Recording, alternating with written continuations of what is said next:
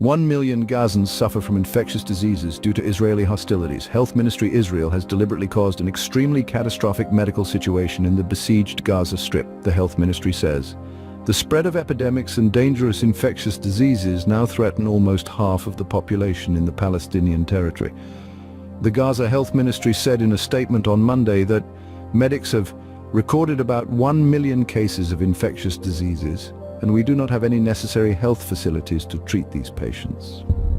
A report in early February said at least 90% of children under 5 in Gaza are affected by one infectious disease or more. Tedros Adhanom Ghebreyesus, Director General of the World Health Organization WHO, warned earlier that more people could die from disease than bombings, given the living conditions and lack of healthcare in the blockaded Palestinian region.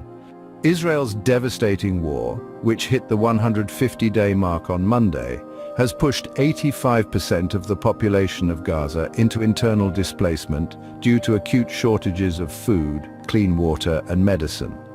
The regime's military forces have destroyed 155 health institutions, put over 30 hospitals and at least 50 health centers out of service, and targeted well over 100 ambulances since early October 2023, according to the health ministry.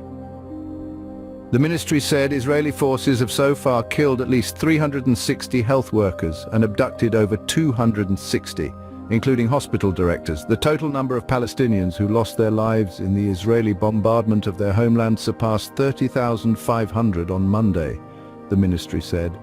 More than 71,980 people have also been wounded.